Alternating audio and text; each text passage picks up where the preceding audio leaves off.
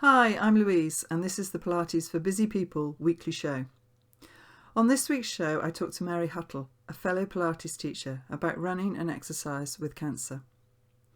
I know this can be a raw subject for some listening, but I do hope that Mary's story and inspiration can help you or someone you know it is okay to keep going and do the things you enjoy and feel the benefits of running and exercise.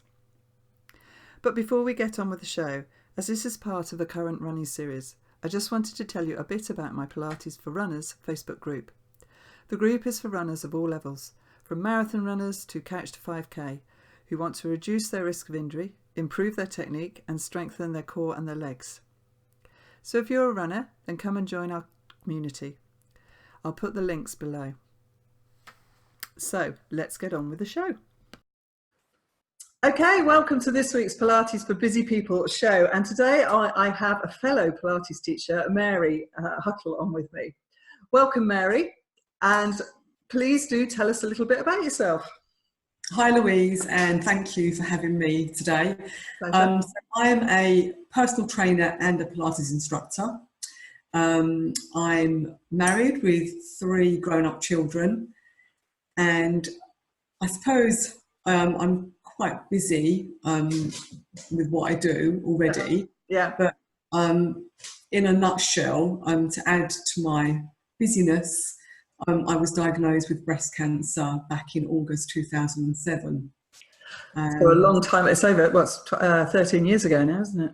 Almost 13 years ago. So I'm actually very, very happy to be here. No, exactly. And then one of the reasons I've got Mary on is because Mary, we trained together and things before, haven't we, with various organisations. But your story, you have been so open and honest about your story and what you've been going through. That it's been, I'm not going through this, but it's still inspiring to me. So I just wanted to do this interview with you so that we can hopefully inspire some other people to keep on doing what they're doing. I hope so.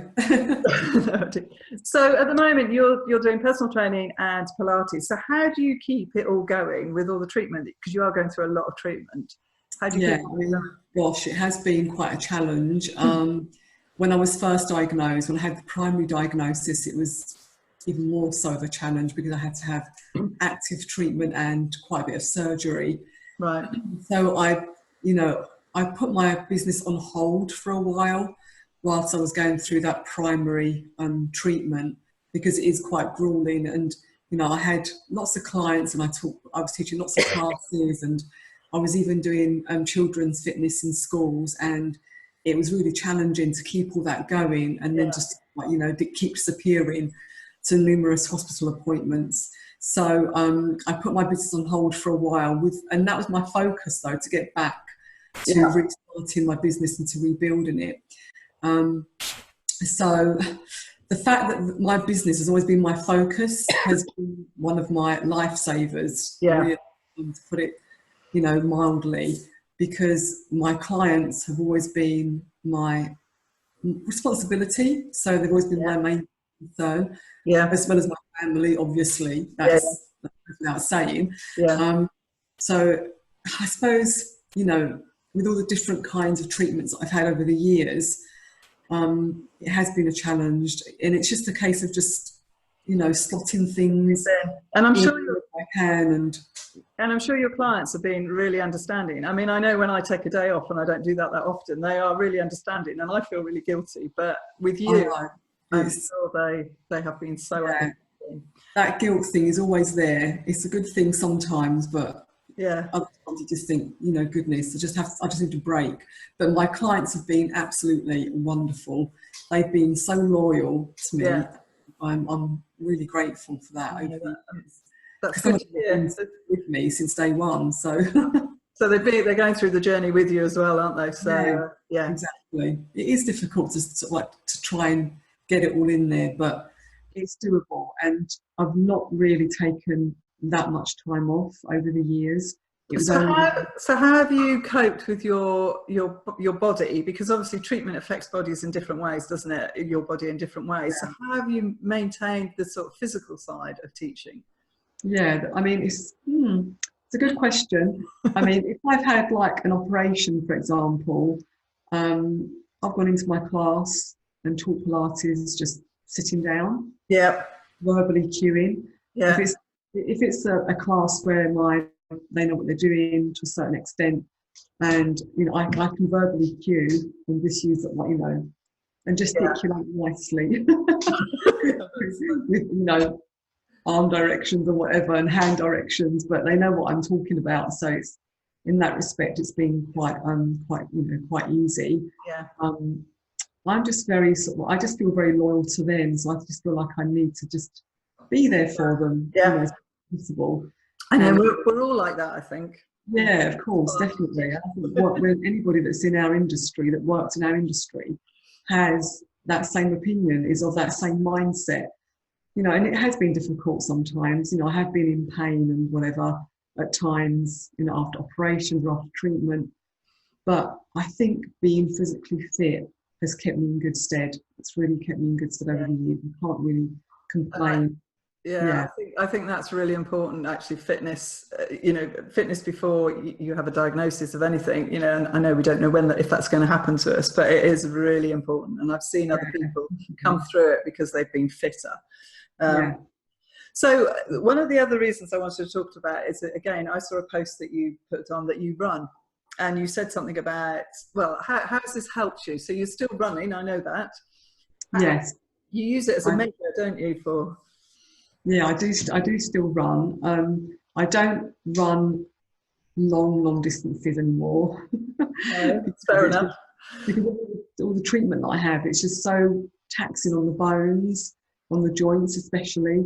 Yes. So I don't run, sadly, as much. I would like to, or as much as I used to, but I do still run regularly. I get out and do like a couple of like runs a week, maybe.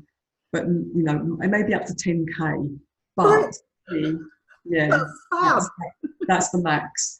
But for me, it's just been, again, it's just for mental, health.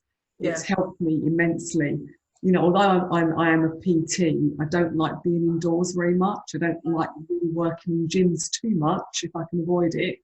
I prefer being outdoors or in people's homes and being a lot more creative that way. Yeah. But the running outdoors compared to running on a treadmill, there's no comparison. It's just, and it's the mental health side of it, the bit that motivates you to go out. Because I can imagine if you're feeling rubbish and your body's feeling rubbish. I mean, I have days, if it's raining, I think, I can't be bothered to go out. And that's a really silly excuse. But how do you get yourself getting out there? Yeah, so if it's the motivation thing, if it's raining or if the weather's really bad or whatever, it can be quite difficult. But the way that I see it is that if I have a client, I'm training outdoors, and it's like a bit of rain or a bit of whatever, snow, whatever, I still need to get out there and do it. So for me to just go out and do a run on my own, in rain, is not such a big deal. I just get on with it, and actually it's actually quite refreshing being in the rain. It's invigorating, but just being outdoors, in a green space, is just lovely, whatever the weather. So, do you find that your body feels better for doing it? If you go out and you're not feeling great because of the aches and pains or the treatment you had, does your body respond to it in a positive way? Yes, most definitely. I mean, I'm not silly about it. If I'm not feeling that great, I'm not going to push my body to the absolute limits. So I do take it easy if I'm not feeling that great. I just listen to my body, but my body does feel much better for it. Yeah. I mean, I can't advocate exercise enough, really. And especially if you're going through something like this, running is great. And if you can't run, you just walk. Go for a brisk walk or walk up an incline, anything to get you out there and get moving, because your body will thank you for it, definitely. No, and I suppose that was my sort of last question to you. What would you say to someone in the same situation or who has just been diagnosed? Because there's it's not just the physical and whatever news they've been given, but mentally as well, isn't it? So it's definitely a physical and mental roller coaster. from the first day of diagnosis to whatever you have to go through thereafter. If there's any advice I would give somebody, it would be just to just do some exercise. Like I say, it's because it will help you mentally as well as physically. Just to get out there and do what you can, listen to your body. If you're not feeling up to it one day, don't beat yourself up if you don't go out and do anything. Then just take a day off, take a few days off, whatever it takes, but keep focused on doing something down the line. And as I say, I think it's kept me in good over the years. I'm a bit biased, but nearly 13 years ago I was diagnosed, and I have got secondary incurable cancer. And it still helps me today. Brilliant. And that's just fab to hear, Mary, and I hope it helps you for a lot longer, because I love your posts on Instagram. So actually we'll put the links below for where people can follow you as well, so if someone's in a similar situation, and if anyone out there needs any advice on exercising during breast cancer treatment, on running during breast cancer treatment, whatever, I'm very happy to that's perfect, get people to contact me so I can just have a chat with them. That's fine. That's brilliant. Thank you for that, Mary. That's absolutely excellent. Good. Well, thank you so much for your time and for coming on the show. Now get out there and run. That's what I say. Yeah, exactly. I might go out there actually a bit later on. Well, the sun's out for a change, so it's it's quite nice, isn't it? Brilliant. Thank you very much. Thanks for having me, Louise. Take care. I hope you enjoyed this week's show. Mary shows a real insight into her life and how exercising and running has helped her and her mental health as well at this time of her life.